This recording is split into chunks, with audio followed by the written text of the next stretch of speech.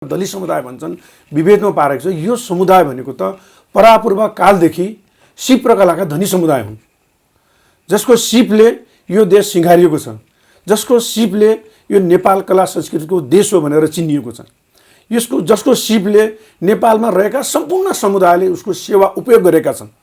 तर त्यही समुदाय बिना कारण विभेदमा परेको छ, बिना कारण अन्यायमा परेको छ। र हामीले इतिहास हेर्दै जाँदाखेरि हिजोका राजा रजौटाहरूले, हिजोका सामन्ती राजा रजौटाहरूले दलित समुदायको हातमा सिप र कला भएकै कारणले यो समुदायलाई विभेदमा पारेको छ। हिजो यो काममा फोहोर थियो, फोहोरी भएर काम गर्नु पर्थ्यो। अहिलेको जस्तो किसिमको धेरै सफासुफ गर्ने खालको समय थिएन आजभन्दा 2-2.5 वर्ष अगाडि। र यिनीहरू फोहोरी भएको कारणले गर्दाखेरि यो काम गर्ने सिप र कला भएका मान्छे फोहोरी छन्, यसको हातको पानी खानु हुन्न भनेर मल्लकालीन अवस्थामा मल्लकालीन राजाहरूले यसलाई केही छेकबार गरेर अगाडि बढाएको देखिन्छ। यदि सिप र कला भएकै कारणले गर्दाखेरि दलितलाई अछुत बनाएको हो भनेपछि आजको दिनमा पनि जसले जुन जुन कामहरू गर्छन् सिप र कलाका सबलाई अछुत घोषणा गर्नुपर्छ। होइन भनेपछि सिप र कला भएका मान्छे अछुत होइनन् भनेपछि सिप र कला भनेका मान्छे के हुन् त? हामी के भन्छौँ भनेपछि जसको हातमा सिप छ, कला छ, त्यो जसले यो देशलाई धेरै ठुलो योगदान पुर्याएको छ, त्यो समुदाय त यो देशको सम्मानित नागरिक हुन्। अनि जसले कति पनि यो देशलाई फटाइ गरेको छैन, जसले कसले पनि यो देशलाई शोषण दमन गरेको छैन, अन्य अत्याचार गरेको छैन, यो देशलाई भ्रष्टाचारमा लगेको छैन, अनि त्यो समुदायलाई अनि हेपा प्रवृत्तिले हिजोको एकल जातीय शासन व्यवस्थाका कारणले गर्दाखेरि अनि आज गणतन्त्र नेपालमा पनि आफ्नै नेपाली दाजुभाइलाई जो अत्यन्त मेहनत गर्छ, जसले सम्मान पाउनुपर्ने समुदायलाई अनि विभेद गर्ने न्याय हो। त्यसैले गर्दा हामी के भन्छौँ कि दलित समुदाय भनेको सिप र कलाका धनी समुदाय हुन्, यो सम्मानित समुदाय हो, यिनीहरूमाथि विभेद गर्नु घोर अन्याय हो, अपराध हो भनेर राज्यले संविधानमा विधानमा लेख्नुपर्छ।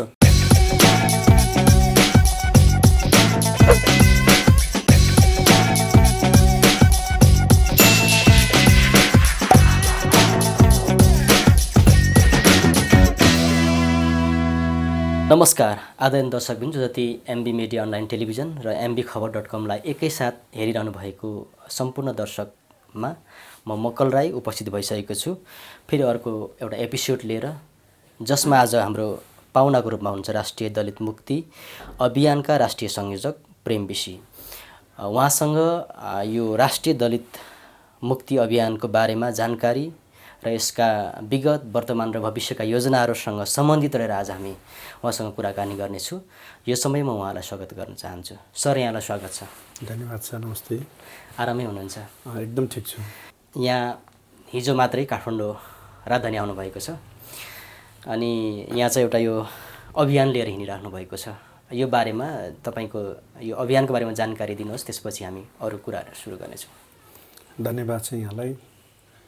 हामीले राष्ट्रिय दलित मुक्ति अभियान सञ्चालन गरेर अगाडि बढिरहेका छौँ। यो सञ्चालन गर्नुको मुख्य उद्देश्य नेपालभरि उत्पीडनमा रहेका, विभेदमा रहेका, अमानवीयपूर्ण जीवन व्यतीत गरिरहेका जो सिप र कलाका धनी दलित समुदायहरू छन्, तिनीहरू आजसम्म पनि यो समाजमा विभेद रहित जीवन व्यतीत गरिरहेका छन्, अपमानपूर्ण जिन्दगी व्यतीत गरिरहेका छन् हैन। तिनीहरूलाई सङ्गठित गरेर उनीहरूको पूर्ण अधिकार प्राप्ति गर्नुपर्छ। त्यसको लागि हामीले सशक्त रूपले आवाज उठाउनुपर्छ, तिनलाई सङ्गठित गरेर एकताबद्ध रूपले अगाडि बढेर जानुपर्छ भन्ने उद्देश्यले राष्ट्रिय दलित मुक्ति अभियान हामीले सुरु गरेको हो। यो अभियान सुरु गरेको धेरै भएको छैन, यो अभियान सुरु गरेको आज 8 महिना भयो। तर यो अभियान यसरी सुरु गर्नुपर्छ भनेर म 6-7 वर्षदेखि लागिरहेको थिएँ। मैले यो अभियान सुरु गर्नुपर्छ भनेर अध्ययन गर्दै हुनुहुन्थ्यो? अध्ययन पनि गर्ने र साथीहरूसँग, यो देशका दलितका अगुवा बुद्धिजीवी साथीहरूसँग म छलफल समन्वयमै थिएँ। मैले त्यो दौरानमा 54वटा जिल्ला मैले देशभरि घुमेँ, दलित समुदायका साथीहरूसँग भेटेँ। तर के भयो भनेपछि साथीहरू हुन्छ ठिक छ हामी लाग्छु भन्ने, जुन दिन हामीले भेला गरेर कमिटी गठन गरौँ अब आधिकारिक रूपले लागु भन्दाखेरि साथीहरू त्यति धेरै सङ्गठित हुनु भएन। तर पनि बिचमा हामीले यो त हजुरको साउन भदौको महिनातिर काठमाडौँमै भेला गरेर करिब 27 जिल्लाका साथीहरू भेला गरेर हामीले राष्ट्रिय दलित मुक्ति अभियान हामीले सञ्चालन गऱ्यौँ।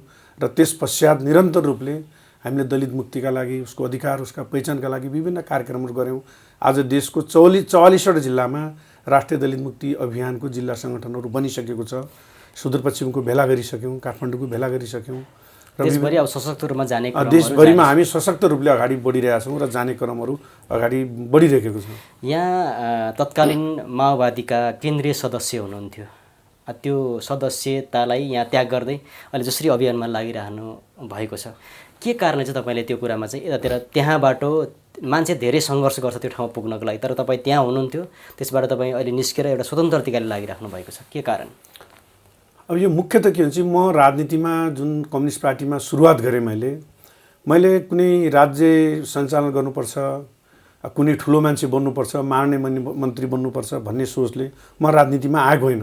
म एउटा दलित उत्पीडित समुदायको मान्छे, जो समाजमा हामीले पल पलमा पाइला पाइलामा अमानवीय व्यवहार हामीले सधैँ आइरहेका थियौँ, देख्दै आइरहेका थियौँ होइन।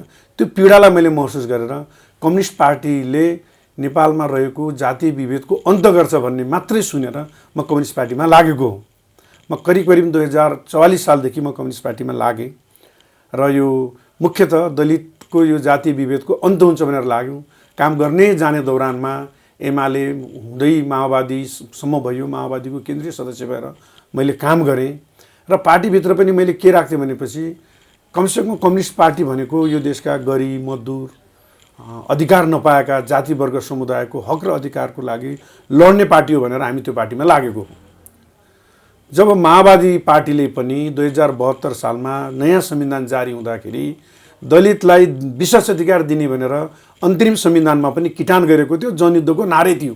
महिलालाई विशेष अधिकार दिने, दलितलाई विशेष अधिकार दिने नारा नै थियो हैन। तर त्यो नारा 2072 सालमा जब संविधान जारी भयो र त्यो संविधान जारी गर्ने, संविधानमा सिग्नेचर गर्ने डाक्टर बाबुराम भट्टराई माओवादी पार्टीको एउटा प्रमुख नेता पनि त्यो जारी गर्ने उसमा रहँदै पनि उहाँहरूले दलितको विशेष अधिकार काटिदिएर एमाले र काङ्ग्रेसले लिएको जस्तो एउटा आरक्षणको नीति मात्रै लिएर अगाडि बढ्दाखेरि यसबाट दलितको हक र अधिकारहरू यहाँको चाहिँ आरोप चाहिँ त्यो मुद्दा चाहिँ काटियो, त्यो मुद्दा काटियो, जसका कारणले गर्दाखेरि त्यो पार्टीभित्रको मोह रहेन हैन। यिनीहरूले पनि दलितलाई एउटा सत्तामा सन्ने चिडी मात्रै बनाए। अहिले तर नेताहरूले त भाषण गरेर हिँड्छन् नि त, हामी यसकै निम्ति लडेको छौँ र अझै गर्दैछौँ भन्छ नि। अब यो भाषण गर्नु आफ्नो ठाउँमा छ, तर व्यवहारमा कति उतारेका छन् भन्ने कुरा हेर्ने कुरो हो। व्यवहारमा त दुनियाँले हेर्दै, नेपालभरिका जनताले हेर्दैछन् कतिको यो नेताहरूले आफूले भनेका कुराहरू, आफ्ना एजेन्डाहरू, आफ्ना मेनिफेस्टोमा भएका कुराहरू कति लागू गरेका छन् भन्ने कुराहरू त जनताले देखिरहेका छन् नि। उहाँहरूले यो नेपालमा कस्तो देखियो भनेपछि दलितका, महिलाका, आदिवासी जनजातिका हक र अधिकारका नारा लिए, उनकै बलले गर्दाखेरि सत्तामा पुगे। तर सत्तामा पुगिसकेपछि ती समुदाय, जाति समुदायका नाराहरू उहाँहरूले बिर्सिए र उहाँहरू जुन वर्ग, जुन जाति, जुन समुदायबाट प्रतिनिधित्व गर्दै आउनुभएको थियो तिनै समुदायहरूको पक्षपोषण गर्दै राज्य चलाइरहनु भएको छ। त्यसैले गर्दा यसमा दलित मात्रै ठगेको छैन, आदिवासी जनजाति महिलाहरू पनि ठगेका छन् र विशेष रूपले दलित जातीय रूपले सबैभन्दा बढी उत्पीडनमा परेको हुनाले गर्दा दलित बढी अन्यायमा परेको हामीले महसुस गरेका छौँ। त्यसैले नेताहरूले भन्ने र देखाउने जो फरक बाटो छ, जो सबैले हामीले देखेका छौँ, त्यसले गर्दाखेरि अब यी राजनीतिक पार्टीहरूबाट दलितको मुक्ति हुँदैन, दलितले पूर्ण अधिकार पाउँदैन। अब हामी दलितहरू स्वतन्त्र भएर, सङ्गठित भएर राज्यसँग आफ्नो हक र अधिकार प्राप्त गर्नुपर्छ। त्यसको लागि हामी बलियो किसिमले हाम्रो एकता हुनुपर्छ भनेर यो राष्ट्रिय दलित मुक्ति अभियानलाई अगाडि बढाइरहेका। यो तपाईँले कुरा जुन एउटा राष्ट्रिय दलित मुक्ति अभियानलाई अगुवाई गरिरहँदाखेरि धेरै त्यस्ता छन् जस्ता सङ्घ संस्थाहरू छन्, विभिन्न पार्टीका भातृ सङ्गठनहरू पनि छन्, किन चाहिँ तपाईँले यसैलाई चाहिँ देख्नुभयो? यो एउटा महत्त्वपूर्ण विषय पनि हो र यो मिडियाबाट यो प्रश्न सोध्नुभयो, यहाँहरूलाई म धन्यवाद पनि दिन चाहन्छु। मुख्य कुरा के हो भनेपछि राजनीतिक दलमा रहेका दलित समुदायका नेताहरूले जो दलितको भातृ सङ्गठनको नेतृत्व गर्दै हुनुहुन्छ, दलितको सिङ्गो दलित समुदायको नेतृत्व गरेर राजनीतिक पार्टीमा हुनुभएको छ, यहाँहरूलाई मैले पनि जानकारी गराउन चाहन्छु र सम्पूर्ण मिडियामा सुन्ने देख्ने साथीहरूलाई पनि भन्छु, आजको दिनसम्म कुन पार्टीमा रहेका दलितका भातृ सङ्गठनका नेताहरूले दलितको अधिकारको लागि, दलितको मुक्तिको लागि, आफ्नो पहिचानको लागि स्वतन्त्र रूपले आवाज उठाएको कुन ठाउँमा छ? संसदमा उठाउनु भयो कि, आफ्नो पार्टीको बैठकमा कार्यक्रममा उठाउनु भयो कि, सार्वजनिक ठाउँमा उठाउनु भयो कि, कुनै पनि ठाउँमा उठाउन सक्नु भएको छैन। दलितको एजेन्डा उहाँहरूले बिर्सिनु भएको छ। उहाँहरूले पार्टीमा रहेका नेताहरूको चाकरी गरेर माननीय मन्त्री र सामान्य राजनीतिक नियुक्ति पाउनको लागि मात्रै उहाँहरूले गुलामी र चाकरी गर्दै हुनुहुन्छ। त्यो कारणले गर्दाखेरि दलितका मुद्दाहरू ओझेलमा परे। यहाँलाई मैले स्मरण गराउन चाहन्छु, संविधान सभा बन्दाखेरि करिब करिब 80 जना सांसदहरू, दलितका सांसदहरू, 601 जना मध्ये 80 जना सांसदहरू संसदमा थिए। तर त्यो बेलामा मधेसीहरूले, जनजाति, आदिवासी, थारूहरूले आफ्नो अधिकार, पहिचानसहितको अधिकारका लागि लडे, आन्दोलन गरे। तर दलित समुदायका नेताहरूले आन्दोलन गर्न सकेनन्। आफ्ना पार्टीका नेतालाई होइन, हामीले यति ठुलो बलिदानी गरेर देशमा गणतन्त्र आएको छ, यो गणतन्त्र आउँदाखेरि नयाँ संविधान बन्दाखेरि दलितको अधिकारबाट वञ्चित गर्नुहुन्न भनेर उहाँहरूले एउटा आवाज उठाउन सक्नु भएन। जसका फलस्वरूप त्यो बढ्ने महत्त्वपूर्ण ऐतिहासिक संविधानमा दलितको हक र अधिकारको ग्यारेन्टी भएन। जसका कारणले आज दलितहरू अझै पनि छुवाछुतको मारमा र अमानवीय व्यवहार सहन बाध्य भएका छन्। र अर्को कुरो के छ भने दलितका सङ्घ सङ्गठनहरू धेरै छन्, त्यो हाम्रो लागि पनि चुनौतीपूर्ण अवस्थामा छन्। तर के छ भनेपछि दलितका सङ्घ सङ्गठनहरू कतिले एनजिओ आइएनजिओका झोला बोके, पैसाको बहरले मात्रै उहाँहरूले दलितका अधिकारका कुराहरू उठाउने, पैसा सकेपछि चुप लाएर बस्ने, हैन, यो खालको स्थिति भयो। यो विदेशीहरूसँग दलितको माग भेजाएर, दलितको पीडालाई बजाएर, दलितहरूका समस्यालाई देखाएर फोटो खिचेर पैसा लिएर खाने काम भयो। दलितका समस्यालाई मागी खाने भाँडो बनाए। तर वास्तविक रूपले दलितले अधिकार पाउनुपर्छ भनेर कसैले लागेनन्, कसैले सङ्गठित भएर आवाज उठाएनन्। त्यस कारणले गर्दाखेरि जति अहिलेभन्दा जति सङ्गठनहरू अगाडि बढ्यो, दलितका सङ्गठन नामभरिका लागि खुलेको भए तापनि, देखे तापनि रियलमा दलितको वास्तविक समस्यालाई उहाँहरूले उठाएर अगाडि बढ्न नसकेको कारणले गर्दाखेरि अब हामीहरू म लगायतका साथीहरूले हामीले अब राजनीति पार्टीबाट हुँदैन, यो एनजिओ आइएनजिओको झोला बोक्ने दलितका सङ्गठनबाट हुँदैन। अब स्वतन्त्र रूपले दलितलाई जसले माया गर्छ, दलितलाई अधिकार सम्पन्न गराउँछ, ती साथीलाई सङ्गठित गरेर हामी सशक्त रूपले अगाडि बढ्नुपर्छ भन्ने उद्देश्यले धेरै सङ्घ सङ्गठन हुँदाहुँदै पनि हामीले आवश्यकता महसुस गरेर यो सङ्गठनलाई दलित मुक्तिको, दलितको पहिचानसहितको अधिकार पाउनुपर्छ भनेर यो सङ्गठनलाई अगाडि बढाइरहेको। जस्तै यहाँले यो दलितसँग सम्बन्धित रहेर जुन छुवाछुतको कुराहरू गर्दै गर्दाखेरि अब के चाहिँ त्यस्तो तत्त्व होला जुन कुराले चाहिँ त्यो छुवाछुतबाट मुक्त गर्ला? दलित समुदाय के हो भन्ने कुरा राज्यले अहिलेसम्म किटान गरेको छैन। दलित समुदायलाई किन विभेद गरिन्छ भनेर कसैले भन्न सक्दैन। हामी नेपालभरि रहेका, संसारमा रहेका मानवहरू सबै समान हौँ, सबैलाई काटेर रगत आउँछ। र दलित समुदाय भनेको त आज नेपालमा जसलाई दलित समुदाय भन्छन् विभेदमा पारेको छ, यो समुदाय भनेको त परापूर्व कालदेखि सिप र कलाका धनी समुदाय हुन्, जसको सिपले यो देश सिँगारिएको छ, जसको सिपले यो नेपाल कला संस्कृतिको देश हो भनेर चिनिएको छ, जसको सिपले नेपालमा रहेका सम्पूर्ण समुदायले उसको सेवा उपयोग गरेका छन्। तर त्यही समुदाय बिना कारण विभेदमा परेको छ, बिना कारण अन्यायमा परेको छ। र हामीले इतिहास हेर्दै जाँदाखेरि हिजोका राजा रजौटाहरूले, हिजोका सामन्ती राजा रजौटाहरूले दलित समुदायको हातमा सिप र कला भएकै कारणले यो समुदायलाई विभेदमा पारेको छ। हिजो यो काममा फोहोर थियो, फोहोरी भएर काम गर्नु पर्थ्यो। अहिलेको जस्तो किसिमको धेरै सफासुफ गर्ने खालको समय थिएन आजभन्दा 2-2.5 वर्ष अगाडि। र यिनीहरू फोहोरी भएको कारणले गर्दाखेरि यो काम गर्ने सिप र कला भएका मान्छे फोहोरी छन्, यसको हातको पानी खानुहुन्न भनेर मल्लकालीन अवस्थामा मल्लकालीन राजाहरूले यसलाई केही छेकबार गरेर अगाडि बढाएको देखिन्छ। र यसलाई 1910 मा हाम्रो श्री 3 जङ्गबहादुर राणाले यसलाई मुलुकियन बनाएर दलितलाई को हातको पानी नचल्ने भनेर बाहुन, छेत्री, मगर, गुरुङ, आदिवासी, जनजाति, दलितहरूलाई विभिन्न क्याटेगोरीमा बाँडिदियो र दलितलाई कानुनी रूपले यति अपराधी बनाइदियो कि उसको हातको पानी नचल्ने र उसले छोएपछि विभिन्न किसिमको दण्ड सजाय दिने भन्ने खालको जुन मुलुकी ऐन बनायो, त्यो मुलुकी ऐनकै कारणले गर्दाखेरि आज दलित समुदाय विभेदमा छ। आज दलित समुदायको मुख्य कारण हो।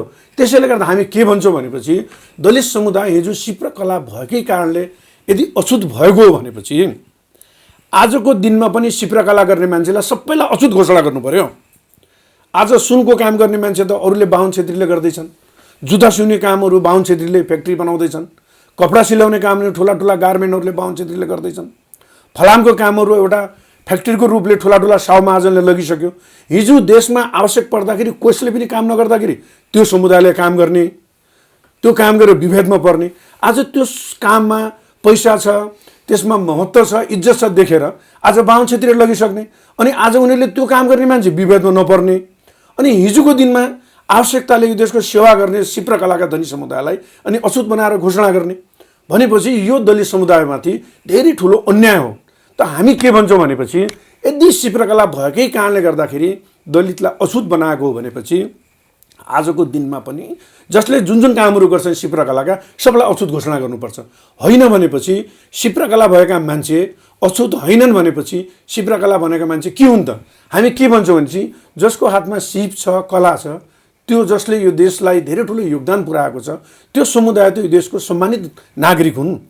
अनि जसले कति पनि यो देशलाई फटाइ गरेको छैन, जसले कसले पनि यो देशलाई शोषण दमन गरेको छैन, अन्य अत्याचार गरेको छैन, यो देशलाई भ्रष्टाचारमा लगेको छैन, अनि त्यो समुदायलाई अनि हेपा प्रवृत्तिले हिजोको एकल राज्य एकल जातीय शासन व्यवस्थाका कारणले गर्दाखेरि अनि आज गणतन्त्र नेपालमा पनि आफ्नै नेपाली दाजुभाइलाई जो अत्यन्त मेहनत गर्छ, जसले सम्मान पाउनुपर्ने समुदायलाई अनि विभेद गर्ने न्याय हो। त्यसैले गर्दा हामी के भन्छौँ कि दलित समुदाय भनेको शिल्पकलाका धनी समुदाय हुन्, यो सम्मानित समुदाय हो, यिनीहरूमाथि विभेद गर्नु घोर अन्याय हो, अपराध हो भनेर राज्यले संविधानमा विधानमा लेख्नुपर्छ। संविधानमा लेख्नुपर्छ, संविधान संशोधन गरेर। त्यो दलितको पहिचान हो। शिल्पकलाका धनी भन्ने कुरा दलितको पहिचान हो। त्यो पहिचान राज्यले हामीलाई दिन सकेको छैन। उसरी जातिको हाम्रो जाति धर्म संस्कृतिको आधारले हेर्दाखेरि दलितका जति पनि थरगोत्रहरू सबै बाहुन छेत्रीसँग जोडिएको छ। आज पनि हेर्नुहोस्, दलितहरूले घिमिरे लेख्छन्, कसैले पौडी लेखेका छन्, कसैले कोइराला छ, कसैले बराल लेखेका छ, सबै बाहुन छेत्रीसँग जोडिन्छ। तर बाहुन छेत्रीले त्यो पनि स्वीकार्दैन। त्यो कारणले गर्दाखेरि के छ नि, हिजोको सामन्ती शासन व्यवस्था गलत हो भनेर हामीले यो देशमा यति ठुलो क्रान्ति गरेर गणतन्त्र ल्याइसक्यौँ भनेपछि आजको दिनमा पनि आएर जो यो देशको मूल एउटा शिल्पकलाका धनी छन्, यो देशलाई महत्त्वपूर्ण योगदान पुर्याएको छ, अनि त्यो समुदायलाई विभेदमा राखिराख्नु, अधिकारबाट वञ्चित गर्नु र उनलाई आफ्नो अधिकार र पहिचान नदिनु भनेको यो राज्यको ठुलो कमजोरी हो। त्यो कमजोरी सच्यायो भनेपछि दलित सम्मानित हुन्छन्, पक्कै पनि हुन्छन्। किन दलित समुदाय आज विभेदमा परेको, अन्यायमा परेको भनेर जुन संविधानमा लेखिएको छ त्यसले दलित अपमानित भएको छ। तर संविधान संशोधन गरेर दलित समुदाय र शिल्पकलाका धनी समुदाय हुन्, यो समुदायको देशमा महत्त्वपूर्ण योगदान छ हैन, यिनीहरूको सम्मान गर्नु, सम्मानित समुदाय हुन्। हिजोको सामन्ती शासकहरूले का कारणले यो समुदाय विभेदमा परेको हो। आज त्यसको अन्त भइसकेपछि अनि दलित समुदायलाई विभेद गर्नुको कारण के त हैन? यिनै प्रश्नहरू राखेर हामी अगाडि बढिरहेका छौँ र सरकारसँग हाम्रो माग के हो भनेपछि दलितलाई अब के भन्छ पहिचान सहितको अधिकार दिनु, विशेष अधिकार दिनुपर्छ। हिजोको दिनमा माओवादीले विशेष अधिकारको नारा उठाएकै हो, त्यो हामी नै भन्दैनौँ, तर त्यो नारा पनि सफल भएन। त्यो पनि नारा माओवादीले लागू गर्न सकेन। तर अब हामी के भन्छौँ कि दलितलाई विशेष अधिकार दिएर मात्रै पनि पूर्ण हुँदैन। दलितको सधैँभरिको सदाको लागि दलितलाई विभेदबाट मुक्त गर्नु छ भने चाहिँ दलितलाई पहिचान सहितको अधिकार दिनुपर्छ भन्ने हाम्रो मूल माग हो। हाम्रो नारा पनि यही हो, हाम्रो विचार पनि यही हो। तर अब मलाई दुःख के लाग्छ भने चाहिँ आज दलित समुदायका धेरै सङ्गठनहरू न उनको नारा छ न विचार छ, त्यत्तिकै दलित समुदाय हामी एकजुट भनेर हिँडेका छन्, उद्देश्य त केही पनि छैन। त्यसले गर्दाखेरि यो दलित आन्दोलन छिन्नभिन्न परेको छ, अलिक कमजोर भइरहेको छ।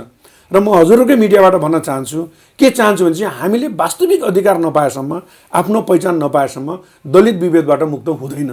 त्यो विभेदबाट मुक्त हुनलाई उसको पहिचान चाहियो हैन। त्यही पहिचानको खोजीमा हामी अगाडि लागिरहेका छौँ।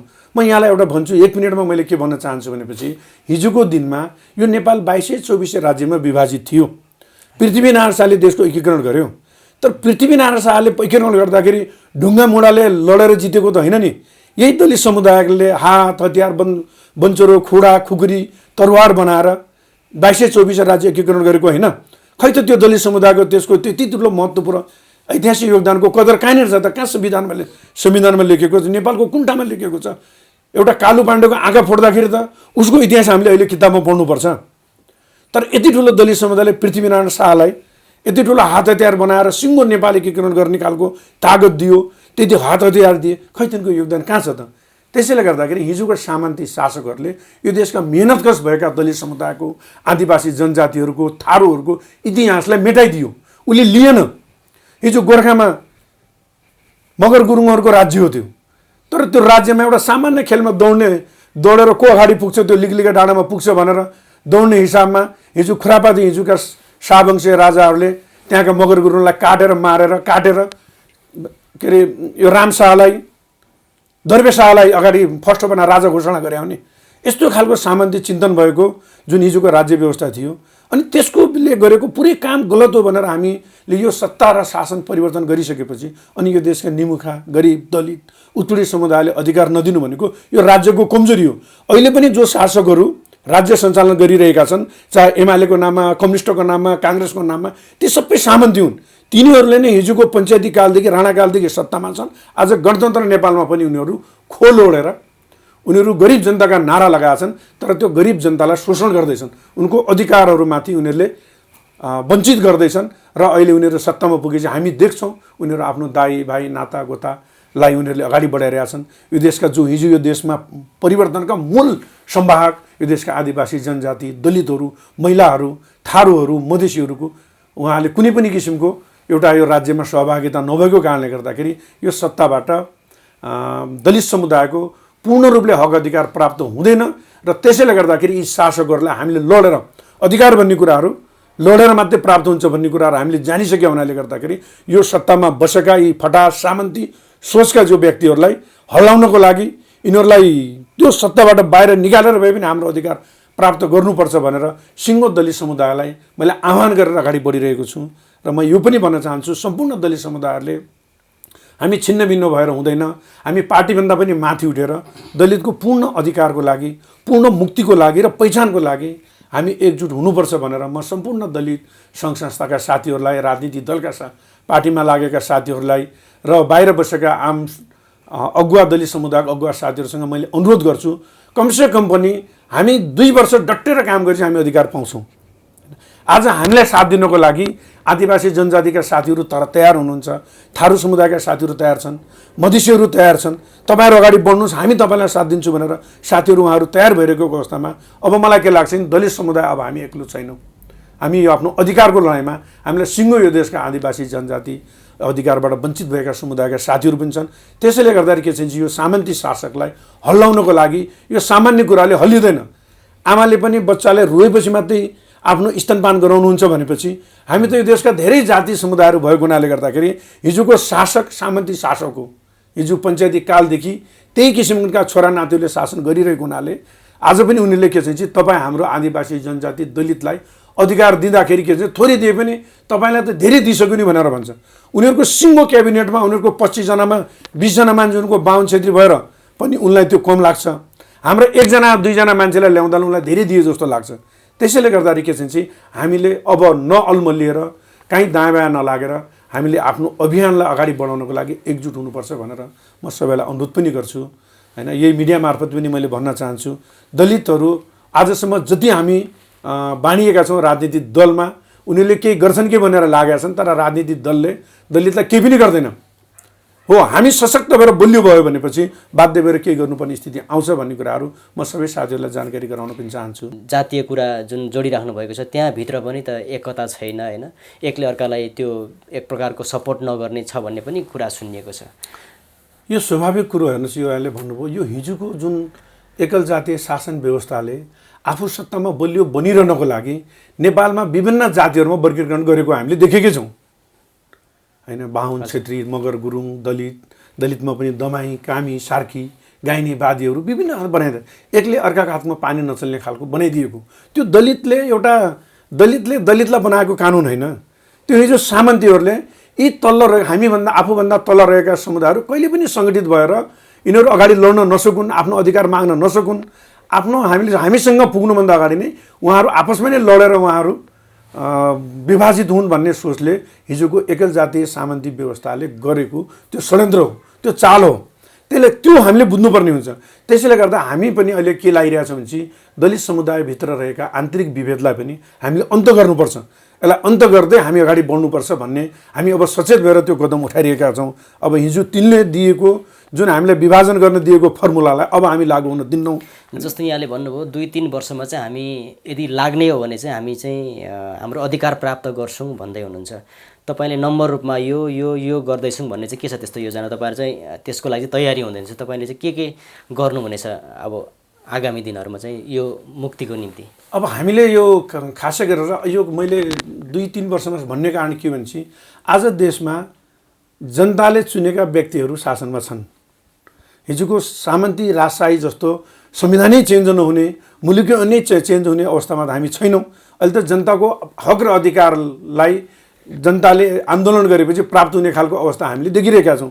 र यसको लागि के हो भनेपछि सबभन्दा पहिले त दलितहरू सङ्गठित हुनु पर्यो। प्रथम हामी देशभरिका दलित समुदायहरू सङ्गठित हुनु पर्यो। हामी सङ्गठित भइसकेपछि काठमाडौँमा मैले सोच बनाएको, हामी एउटा ठुलो वृहत भेला गर्छौँ। त्यो बेलाबाट हामी आन्दोलनका हाम्रा मागहरू घोषणा गर्छौँ। घोषणा गरेको भोलिपल्ट हामी नेपाल सरकारको जो प्रमुख हुनुहुन्छ प्रधानमन्त्रीलाई हामी ज्ञापन पत्र दिन्छौँ, हाम्रो यो किसिमको हाम्रो माग हो भनेर दिन्छौँ। त्यसपछि प्रतिपक्षी दलका नेताहरूलाई पनि हाम्रो एजेन्डालाई तपाईँहरूले यो संसदमा उठाइदिनु पर्यो, हाम्रा यी मागहरू तपाईँले मानिदिनु पर्यो भने हामी लाग्छौँ। त्यसपछि हामी के गर्छौँ भनेपछि विभिन्न पार्टीबाट निर्वाचित हुनुभएका दलितका सांसदहरूसँग हामी अन्तर्क्रिया छलफलहरू गर्छौँ। तपाईँहरूले यो आवाज उठाउनुहोस् भनेर यहाँका नागरिक समाजहरू, सरकारका व्यक्तिहरू, यो देशभरिबाट निर्वाचित भएका दलितका निर्वाचितहरूसँग हामी छलफल गर्छौँ। यहाँका मिडियाकर्मीहरूसँग हामी छलफल गर्छौँ र हाम्रो मागलाई मनाइदिनु पर्यो भनेर अहिले आन्दोलनमा रहेका अधिकारको लागि लडिरहेका आदिवासी जनजाति, थारू, मधेसीहरूसँग हामी समन्वय गर्छौँ र उहाँहरूसँग हातेमाले गरेर हामी अगाडि बढ्छौँ। यसरी हामी एकदम निरन्तर रूपले अगाडि बढ्यो भनेपछि यो सरकार जसले सत्ता सञ्चालन गरिरहेछ ऊ पक्कै पनि उसको खुट्टा काँप्छ, उसलाई हामी त्योबाट कुर्सीबाट हल्लाउन सक्छौँ। किनभने चाहिँ यदि जोस पार्टीले हाम्रो नारा, हाम्रा मुद्दालाई हामीलाई सम्बोधन गर्दैन, त्यो पार्टीलाई हामी भोटै दिन्नौँ, हामी घोषणा गर्छौँ। पार्टीलाई त हामी त्यो किसिमको घोषणा गऱ्यो भने चाहिँ पार्टीहरूले बाध्य भएर पनि यो हामीलाई दलितलाई पहिचानसहितको अधिकार दिनुपर्ने हुन्छ। किनभने हामीलाई लाग्छ भने चाहिँ दलितलाई पहिचानसहितको अधिकार दिँदाखेरि कुनै पनि जातिवर्ग समुदायको अधिकार वञ्चित पनि हुँदैन, कटौती पनि हुँदैन। हामी यति मात्रै के हो भनेपछि दलितलाई मानवको जसरी हेरिदिनु पर्यो। दलित समुदायलाई, यो दलित समुदाय भनेको के हो त? आखिर यो त राज्यको समस्या हो, हाम्रो समस्या होइन नि त। राज्यले आफ्नो देशमा भएका जातिवर्ग समुदायको वर्गीकरण गर्न नसक्नु, उसलाई पहिचान दिन नसक्नु, त्यो त राज्यको समस्या हो। अनि दलित भनेको अछुत हो भन्ने कुराहरू कुन ठाउँमा लेखिएको छ? यदि दलित भनेको अछुत हो भने त उसले बनाएका भाँडा बर्तन, उसका चित्रकला पनि अछुत हुनुपर्ने हो होइन? हामी उनले सिलाएकै कपडा लगाइरहेका छौँ, उसले बनाएकै भाँडामा खाना खाँदैछौँ, उसले बनाएकै चिजहरू हामी लाएर गहना लाउँदैछौँ, उसले बनाएको मठ मन्दिरहरू हामीमा पूजा गर्दैछौँ भने चाहिँ दलितलाई अनि विभेद गर्नुको कारण के हो त? यो राज्यले पहिचान दिनु पर्यो कि परेन? यो त राज्यको समस्या हो। आज विश्वमा नेपालमा मान्छेको बिचमा विभेद छ भनेर विश्वले नेपाललाई हेर्ने दृष्टिकोण अहिले पनि राम्रो छैन। यो त राष्ट्रको शिर निहुरिएको छ। अनि यदि दलित समुदाय कुनै अपराधी समूहको हो भने पनि एउटा भन्नुपर्छ, नेपालको कानुनले जस्तोसुकै अपराध गरेको मान्छेलाई पनि केही वर्ष सजाय दिएर उसलाई उन्मुक्ति दिएको छ, सुध्रिने मौका दिएको छ भने अनि दलित समुदायलाई हजारौँ वर्षदेखि अन्याय उत्पीडनमा विभेदमा पारिराख्नु, अनि दलित समुदायले के त्यति ठुलो अपराध गर्यो जो आजको दिनसम्म विभेदमा परेको छ? यो त राज्यले भन्नु पर्यो नि। त्यसले राज्यले यसलाई किटानी गर्नु पर्यो क्या, दलितलाई पहिचानसहितको अधिकार दिनुको लागि उसले किटानी गर्नु पर्यो, दलित समुदायको आइडेन्टिफाई दिनु पर्यो। हाम्रो आइडेन्टिफाई केही पनि छैन। हामी के भनौँ त? हामी दलित भनेको हामी अछुत कसरी भन्न सक्दैनौँ? हामीलाई नचिनेर सँगै चिया पानी भात खान्छु केही पनि हुँदैन। अनि थपाइसकेपछि केही सामान्य फटा बाहुनहरूले विभेद गर्छन् के त्यो विभेद गरेर उनीहरू मरेको छैनन्, उनीहरू बिमारी भएका छैनन् होइन, उनीहरूको केही त्यस्तो अनिष्ट भएकै छैन। त के भनेपछि यहाँका केही सामन्ती चिन्तन भएका, वर्णवादी चिन्तन भएका व्यक्तिहरूले यो छुवाछुत व्यवस्थालाई कायम राख्न चाहन्छन्, आफूलाई अझै पनि समाजमा सबैभन्दा उच्च भनेर देखाउन चाहिरहेका छन् होइन। तर के चाहिँ सबै गैर दलित फेरि त्यो अवस्थामा छैन होइन। त्यो अवस्थामा अरूले त दलितलाई सपोर्ट पनि गरेको छ। धेरै राजनीतिज्ञहरूसँग पनि हामी बहस गर्दाखेरि चाहिँ उहाँले भन्नुहुन्छ यदि अधिकार प्राप्त गर्ने हो भने चाहिँ हामी संसदीय ढोका अथवा माथिल्लो सदनमा जानुपर्छ भन्ने कुरा चाहिँ उहाँहरूले गर्नुहुन्छ।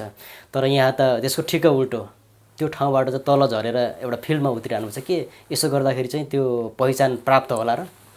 अब एउटा कुरो के हो भने चाहिँ हिजो हाम्रो सामान्यमा यति ठुलो माओवादी जनयुद्ध भएको हामीलाई थाहा छ। बाबुराम भट्टराई लगायतका 8-9 जना मान्छेहरू संसदमा रहँदै पनि आफ्नो 48 बुँदे मागपत्र शेरबहादुर देउवालाई बुझाएर नमान्दाखेरि उहाँहरू जङ्गल पस्नुभयो।